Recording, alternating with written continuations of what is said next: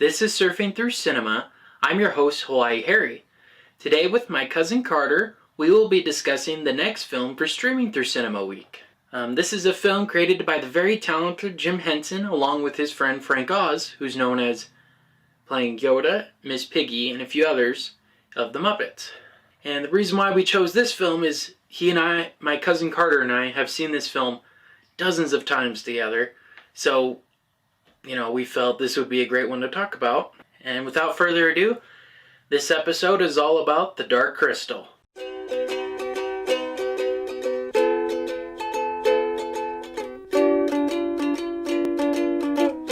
You have an introduction for me, or am I just going to be anonymous guest number 15? Yeah, right. Well, I kind of already filmed the introduction because I have a camera right here too. That's Oh, really? Mm-hmm. So we could actually just start talking whenever you're ready. Oh, nice. So do you edit it during the week? When can I expect the upload? Yeah, so this one should be out November 13th, coming Friday. Oh, that's fast. Yeah. I try to do a lot of the editing the day I film it. That way I don't have to worry about it during the week because I have like full-time job, full-time school, all this stuff. I don't have a lot of time. Yeah. All right. So this little intro is what you've already recorded that, so I should talk as if we just talked about this. Yeah, so I'll introduce you and say, so what are your favorite points or whatever. And then after that we'll just talk. I won't do any like coming to you this week or whatever, like commercials or anything. No. We should have a commercial break. Just a plug-in for the Dark Crystal Age of Resistance. Which is a bum deal that they canceled it. I know, I haven't even started it yet and they already canceled it. Stupid. But my dad, he was saying that he had a hard time watching it because it was a little too crazy for him. So I don't know. Wait, but even crazier than the movie? I guess. Okay, that's wild. But yes, without further ado, we are indeed the fan club of the Dark Crystal. I think we are because I've seen it probably more times than any other movie. Really? Really? Probably more that. than Star Wars? Okay, I was going to say. It's probably up there. It's probably up there. Yeah, I just remember being at your house up there in the mountains and just seeing this movie and thinking, what the heck is this? We just watched it and it was wild. Uh-huh. Yeah. In the tradition. I know, like, it's not even a good movie. It's just really entertaining because of how weird it is. Yeah. I mean, like, because you wanted me to talk about the plot, and just for the record, the plot is, like, it flows, I guess, naturally, but it's also not much of a plot. It's basically, he picks up the crystal, he gets to the palace, he drops the crystal in, and some things happen along the way. Yeah, that's basically it. If I could summarize it in one sentence, just like crystal repairman. Crystal repairman. Exactly. There's like the overtones of genocide, I guess, because all the gelflings get like killed and get wiped out. Yeah, the podlings are just slaves. I don't know, it's a pretty gruesome world, like for how colorful it is and how fun it is. It's kind of a violent place. Yeah. It's kind of hard to see it as a kid's movie with all that stuff. Yeah. Well, and I saw it came out in 1982, so that was before they had like the PG-13 rating. Pretty sure, yeah. Yeah. Was that the same year that Temple of Doom came out? I think Temple of Doom came out in 84. So really? This one came out even before Return of the Jedi. So like okay. Yeah, because I remember Steven Spielberg like created the PG-13 rating after Gremlins and Temple of Doom scared the crap out of kids. So I wonder how the Dark Crystal, how people reacted to that one. Mm-hmm. I imagine probably the same way. Like, this didn't do very well financially, so I imagine the same issues. Yeah, I mentioned to somebody at the testing center while I was at work this week that I was going to be doing this review of The Dark Crystal. And I'm like, oh, that movie terrified me as a kid. Come on. It is true. Like, one of the scene where the Emperor dies. Oh my gosh, yeah. That was, like, ridiculous. His face is... Oh, yeah. And I think they used a vacuum to do all of that. So it's like sucking him up. Yeah. Okay, I was wondering, so did they have the vacuum beneath him? They must have, because when he's collapsing, you kind of see like a hole behind him. And there's Really? probably a vacuum or something in there, or a guy like pulling him in. It's really creepy. Yeah. Okay, so how big are the models that they were using? The different puppets, are they life size or? I there's a show I saw called Jim Henson's Creature Shop, and they made they recreated some of the Dark Crystal creatures. They're life size. Like the Skeksis were like 6'4". Like they're huge. Because my other question was whether they have people inside the suits helping operate, like Muppet style, or if it's all just strings. Mhm.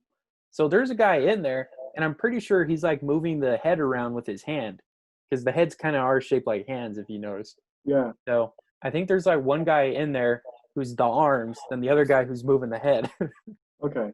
Probably Because I one of the know, guys in there. what are those big like crab things called? Oh, the Gartham. Gartham. Yeah. So the Gartham, you can see sometimes the people's legs in the scenes.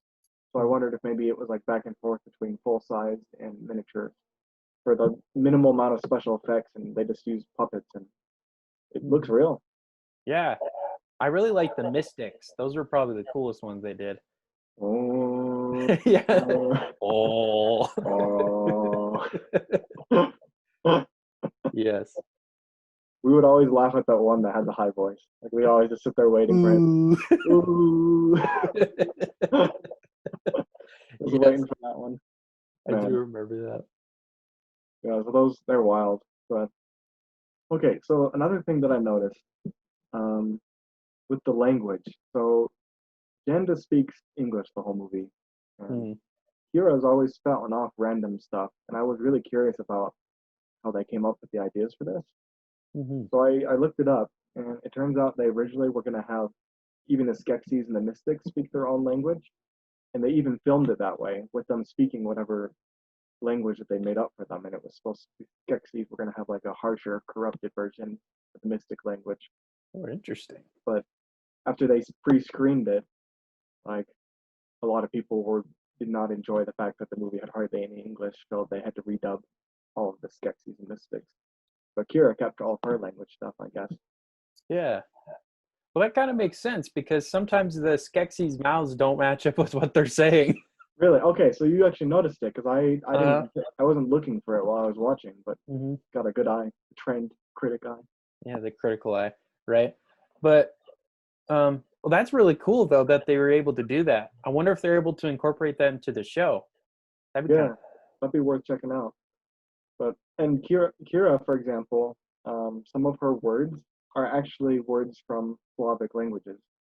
of Because she kept saying things, and I was like, no, she did not just say that. And then as I cool. was reading up like the languages, yeah, she totally uses like the word for good, like dobre, dobje, seyama, and the way she said like his name is especially, Mhm. that was crazy. But just knowing Polish and thinking like that's where they pulled the ideas from was pretty wild. Whoa, I didn't realize that. That's Yeah. really cool. Not like full phrases. It's like a Polish word, then some garbled stuff, then a Polish, or it's more like Southern Hmm. Slavic, but we're thinking like Croatia, Serbia, but they're all Yeah, related. be funny if it's words like fish, Yeah, blah blah blah, squirrel, blah blah blah, like Squid. totally random stuff. Yeah. So I like that a lot. But in terms of acting, um, they were really reliant on the voice actors, which is impressive that they were able to portray as much as they could. Hmm. The only complaint I had is that the Skeksis are really expressive, Agra is really expressive, but the Gelflings, man, their face is just like stone. Like Uh, nothing has ever happened in there. they're creepy too. Yeah, Creepy looking. And Jen especially, his face is always just like he yeah. always has a blank expression on it. It was really hard to follow. Well, especially when he's having like the conversation in his head. Uh-huh. Um, I remember as a kid watching it with you and thinking like, oh, they forgot to move his mouth in this scene, not realizing it was a narration because literally his face never changes. Yeah, that was totally random too. Like, why is he doing narration in his head? There was a lot of narration in this movie, but Mhm. the effects were crazy, the lighting was crazy, um, just all the different creatures I loved, just the different animals that they had running around. They were really interesting to see. Mhm. What was your favorite creature in the whole movie? Favorite one? Probably when Jen falls in the swamp and that thing's like coming out and its little babies poke their heads up. Oh yeah. 'Cause that seems funny, but also the juxtaposition because you like see its babies, and then the next scene cuts to the dinner scene, and the podlings are carrying like a roasted baby Miffley or whatever it was. Yes. Oh my gosh. That was so awesome. Yeah, like just that juxtaposition cut was perfect. Like they just set up that scene amazingly. Oh my gosh. That was so funny. You just show the Skeksis are like these monsters. They're eating the babies of this harmless creature. But, You're like, oh, they're kind of, oh, they're eating them. Oh. yeah. Well, I think that was my favorite scene actually, was the dinner scene, just because of how like nasty they are. And you see like every one of them's got his own little eating habits that kind of relates to his character, but at the same time it's still gross. Mhm. So I really enjoy that scene. I really like the flamboyant Skeksis who has like little forks on his fingers. Yeah, Like, he's a little toothpick. yeah. At one point it looked like they were eating spaghetti or ramen maybe. The new emperor. Yeah, yeah.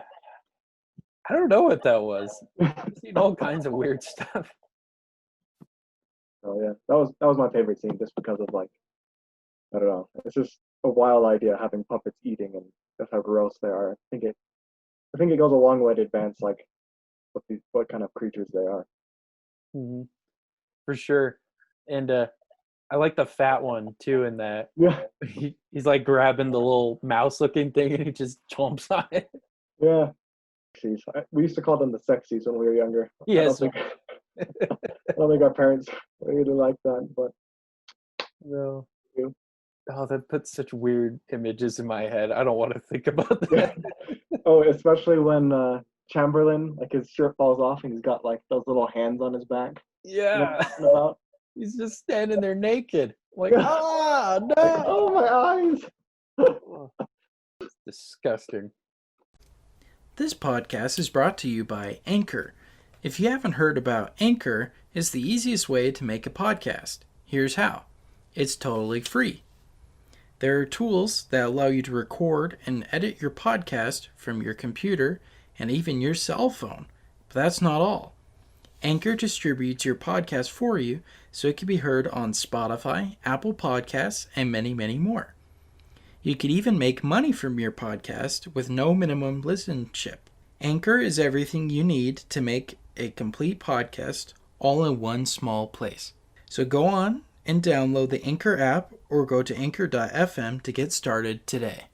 All right, I've talked enough, but I'm curious to hear what your favorite like scenes were. But Yeah. as long as it's not like illegal, can I like give you a soundtrack introduction? Yeah, that's fine.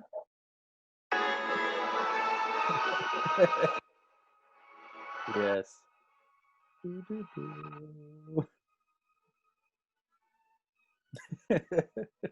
Stab. Yes. Ooh,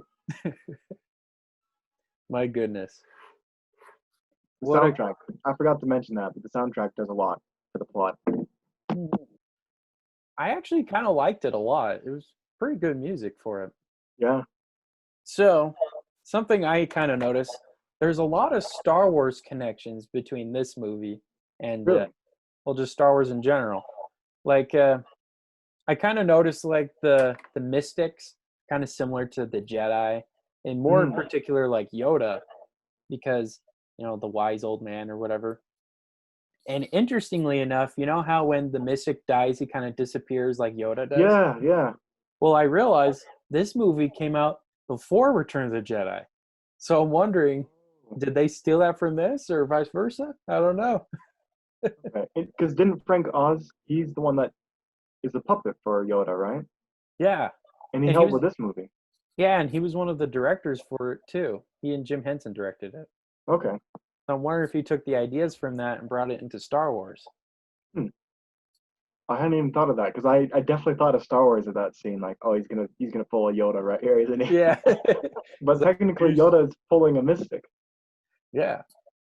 So, and Disney owns Jim Henson, but they don't own the Muppet, or I mean, the Dark Crystal. I don't think, Hmm. because Netflix made a show with it, and that wasn't produced by Disney or anything. So I'm wondering how that works out. Now, is Jim Henson's? He's still alive, correct? No, he died in the 90s. Oh wow. Okay. But his estate, they sold it to Disney in like 2000, 2002. And but Disney hasn't really done anything with it. Just made a few Really? movies here and there for the Muppets anyway. Yeah. So I don't know. Would Disney make it any better? I don't know. Disney tends to play it safe with most of their movies, so I could. This movie was definitely like a shot into the dark. Very unique. Uh-huh. For sure. I wonder what this movie would be rated now, because Frozen 2 is PG. So like, how would this movie be rated? Really? Okay. Yeah, I could. Because PG-13 is even like there's a big variety in PG-13 of you can use up to one or two F words, I think. But of course, this movie doesn't swear at all. Yeah. To our knowledge, I don't know what they're saying half the time. Yeah. Okay. Fair enough. Actually, now that you mention it, the one scene where the Skeksis are about to during the convergence and they see the Gelflings come in and they start screaming like Gelfling, Gelfling, run! Yeah, I swear one of them says like bloody hell in the background. Like, I listened to it 3 times over. Like, did he really say that? Oh my goodness. I wouldn't be surprised. There's a lot of British people who made Really? the actors and all of that. So I wouldn't be surprised. I wasn't sure, but I thought that was way funny. Oh, the Skeksis are cursing. They really are evil. All right. Let's see. Oh, another thing I noticed too. So one of the producers was Gary Kurtz, and he was a producer for the original Star Wars movies as well. Hmm. So like that's another Star Wars connection. And then, like you were saying, Frank Oz. So there's a lot of influence from Star Wars, either puppeteers, producers. So you could totally tell with like the design and the even the storyline kind of felt like the hero's journey in a way. Yeah, that's my first part. Okay, so I already asked you what your favorite creature was. Who was your favorite Skeksis? Favorite Skeksis? There's one who's kind of like a ritual priest guy. He's the one that they always kind of turn to, and he's always leading the procession. He decrees who's the winner of the trial, and I don't know. I thought he was the most interesting just because they don't overly talk about it, but it's almost like a religious feel to what the Skeksis are doing. Like they're this crazy cult of monsters. Was it the one with the deep voice? He's like, search the water, search the sky. Yeah, that's it. Okay, yeah. That guy was pretty cool. He's like tough looking, like staring everyone down. I think he might even be the one that knives Kira. Oh, I think you're right. I have to rewatch, but I think he was. Yeah, I'm pretty sure he was. Who was your favorite one? As much as of annoying person he is, I really like Chamberlain. Yeah.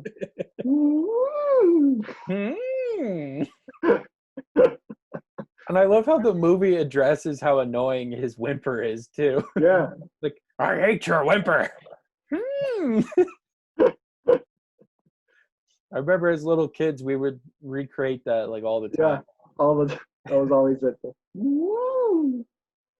Oh my gosh. And I'm pretty sure like we would do that after we were eating a snack or something too. We like, No, you do it way good. You've been practicing? Yes.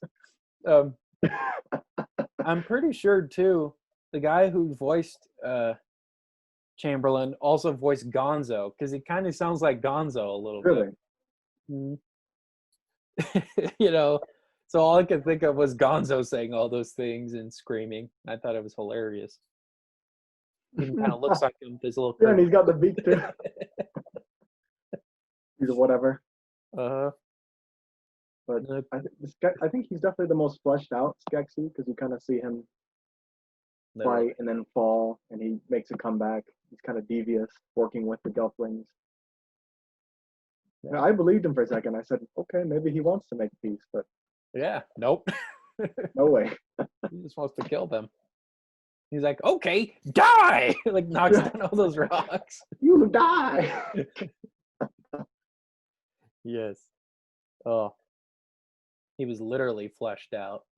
Yeah. Oh boy. Yeah, that scene alone. What was? He's just like so like. I don't want to say like. He just had like pockets of fat and like little bulbs. They look like you poked them and they pop. Uh-huh. Kind of has a dad bod too. Like Yeah. it's got like Oh, a big old beer belly. for Oh, sure. gross looking creature. All right. Man, my favorite character overall has got to be Agra. I love Yeah. Agra so much. He's such a savage. Especially when the Gartham bring her before the Skeksis during the dinner scene, and she's like, "You burned down my house!" Like she's all Yeah. mad at them, telling them off. I love it. And she just pulls out her eyeball. Yeah. She's always just looting her stuff too. You always just see her just picking things up and looking at it. Yeah. Oh my goodness. And I think my favorite moment was her when she first finds Jen and she's like about to open her cave. She's like, "Booga booga booga." Yeah. Yeah. Bougie, bougie, bougie. Yes.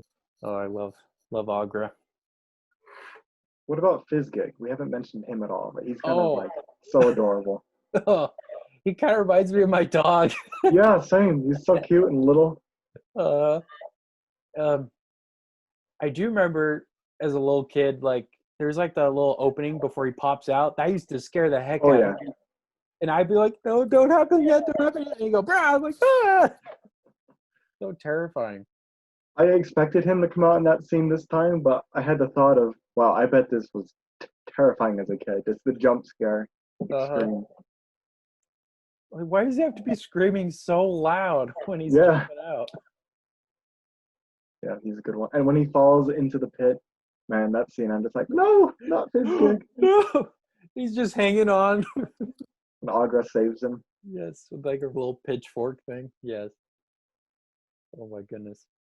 And I noticed he had two sets of teeth. He's got like the main ones, and when he opens his mouth really wide, there's like a second set right before his throat. Yeah. That's probably really sharp. Like I imagine he would eat anything really. He's got all those teeth in there. Yeah. Like shark teeth. So I would definitely say if Eddie could take any of the creatures from that movie into real life, I feel like Fizzgig's the one. Yeah, I agree with that. He's definitely a lot like a dog. I think he'd be a good one. Or maybe no, not really. I was thinking of like the ones with crutches for arms. Oh, yeah, the Striders. The Striders, yeah. They Be totally kinda just cool. sacrifice themselves. Mhm. Kira just uses them to get there, and then she's like, all right, bye. Bye, Felicia. Bye, Felicia. Yeah, and the Gartham just take them down and they don't help them out. I'm like, do they die? Like, what happens to them? In all the promotional posters, you see them on the Striders a lot, so you think they're going to be a big part, but they're only for that 2 seconds. Mm-hmm. Dang, poor Striders. They didn't deserve it. Justice for the Striders. Yeah, exactly. I guess talking about character-wise or acting-wise, I really did not like Jen. He is so like Really? one-dimensional and like he has really stupid questions. He's like, "Whoa, this is really cool. What does that mean?" You know, obviously, because like the audience would be asking that, but that and his inner dialogue, it's like Oh, so jarring. yeah. Well, and Agra totally roasts him. Like, you're just full of questions, aren't you? Yes, he's like, "Yes, I am." So I had a hard time liking him as the main character because he's just so dumb. Yeah, honestly. If it was just Agra, I think it would have been awesome. Like she's the main character taking down all the Skeksis. That'd be awesome. Well, and Kira also has a lot of skills that she brings to the table, and Jen's kind of just getting thrown around the whole movie, it seems. Yeah. Like I wonder if the movie would have happened with or without him. I mean, I guess he had that one moment where he plays his flute and finds the crystal. That's true. without that trusty flute. Yeah. In some unexplained way that works, but whatever. Hmm. And something I noticed this time around, speaking of the flute, when we first meet him, is he naked on that rock playing the flute? Yeah. What's up with this movie and puppet nudity? Yeah, he's just a little nudist out there in the woods. Like, doo, doo, doo, doo, doo. No, I thought, because I remembered that scene and I thought that he was taking a bath, but no, that's during their dream weld thing. Oh, the mind melding. Oh, Yeah. that's from Star Trek. Never mind. Oh, really? So yeah, that scene was completely random. I thought that was weird. The whole mind thing. I felt like they could have just said that, and then they could have had those images playing as they were talking, but instead they came up with this hand thing. Yeah. And I love how they talk about it for 2 seconds and then never bring it up again. Yeah, it's just for that scene, just to, I guess, make them friends instantly. I don't know. Hmm. We already had all this exposition in the beginning. Let's throw some more in for 2 seconds. Yeah. Oh, that was another point. I hated the exposition in the beginning. He was Really? like narrating for like half an hour. And rather than it being a long time ago in a galaxy far, far away, he says, in another land, in another time, in the age of wonder. Like, what? And then you're like, okay, that's kind of ambiguous. And then 1,000 years ago, you're like, what? What was the point of telling me all of that? If it was just 1,000 years Just to be specific, yeah. Yeah. What did you think of the ending? Did you like the fact that the Mystics and Skeksis were connected? No. No, okay. That kind of kills the whole world for sequels or anything, you know? Like, unless somehow the crystal broke again. But no, I didn't like the ending. I thought it was an impressive scene that they had all the rocks falling off their castle to reveal the crystal underneath. I'm just wondering how the heck they did that. Yeah. It was probably a miniature model or something they had. And then they had like a camera really close to it, so it made it look like it was really big. Hmm. I don't know. I will say they did have really cool special effects. Yeah. Especially that one in particular. That one was really, really cool. From a technical standpoint, this movie is amazing. For sure. For sure. And just world building, cinematography, I think it's great. For sure. Though I do wonder, how did all those plants and stuff grow so fast the second the crystal tower was around, you know? True. Yeah. It's a completely different landscape. It's surrounded by cliffs, and then the next scene, it's like, just kidding. Now it's Garden of Eden. Yeah. Almost. Oh, that's an interesting way to interpret the story. Ooh, I didn't think about that till just now, too. The crystal's like the forbidden fruit, and they partook of it, and that introduced evil to the world. Oh. Well, Jim Henson, you've done it again. You've stooped me. Well, and there's only two Gelflings, Adam and Eve. Whoa, this got deep. Yeah. Who would have thought there was a lot of religious sentiment in a creepy Muppet movie? Yeah. Well, they're all like the Skeksis we said earlier. They have their weird cult rituals, and then the Mystics are obviously very religious. So, could be. I think you've found a kernel of truth in all this. So, Jim Henson made these creepy movies like The Dark Crystal and also Labyrinth. Oof. Which do you like more and why? Okay, honest confession time. I've never actually seen Labyrinth, so I have to be biased towards The Dark Crystal. But I have seen a lot of clips from Labyrinth, and it's been on my list for a while. But I definitely thought of that movie while I was watching, thinking I need to see that because I think there's a similar vibe between them. But I think you'd probably be better equipped to answer this question. All right. Personally, what did I write here? Oh, I prefer this one over Labyrinth because Labyrinth kind of seems more trendy. Like they have David Bowie and he has a few musical numbers, which, I mean, it makes sense why that one people like more because David Bowie was a pretty likable actor and singer. And the characters aren't as creepy as this one. Okay. But I think The Dark Crystal has a better storyline. Like, you could definitely do more with it than you can with Labyrinth. Hmm. Um, which I think is why Netflix did a show about it, but in the past, because like I said, this movie kind of ends that world, makes it more Yeah, peaceful. there's a lot of room for. There's a ton of world building. You could add in so many more creatures, and I think Hmm. I'm excited to watch the Netflix series now. Hmm. And not only has Netflix, but Dark Horse, the comic company, they also did a comic series for the Dark Crystal for I think 10 years. So there's a lot of story for the Dark Crystal, but not so much for Labyrinth. Yeah, it'll be interesting to see which one is still like enduring in another 50 years. Hmm. For sure.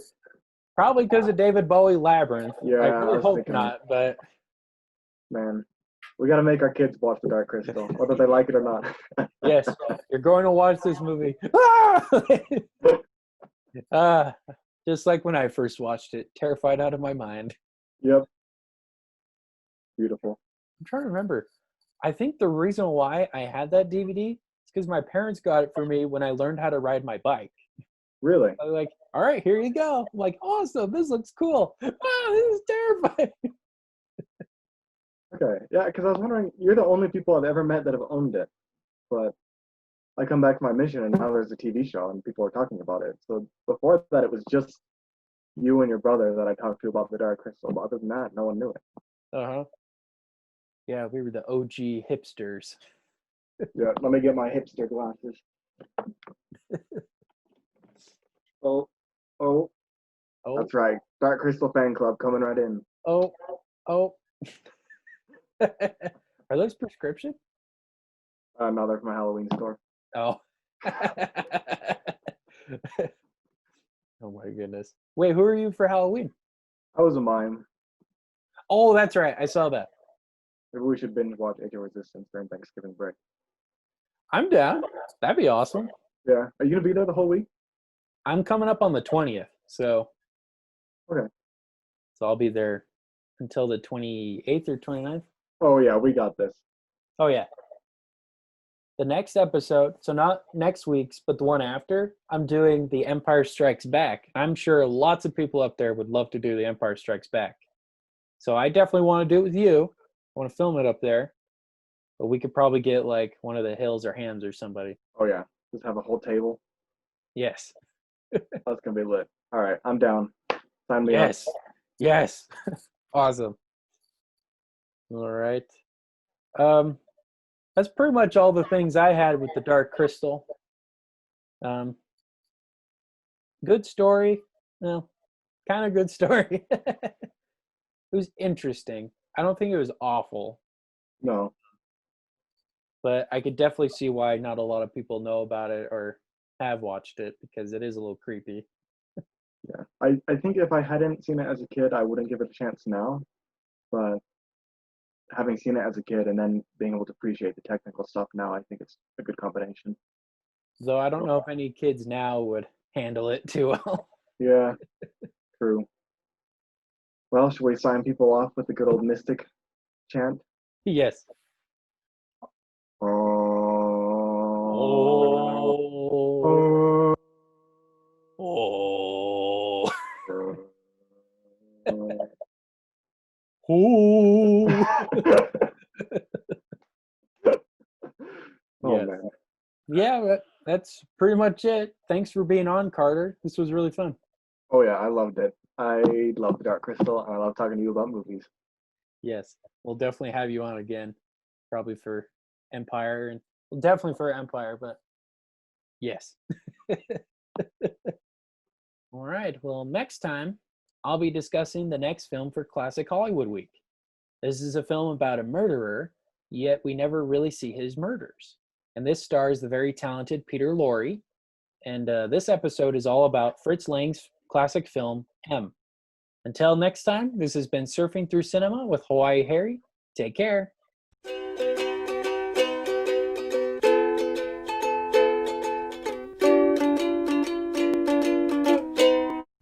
Thank you for listening to Surfing Through Cinema.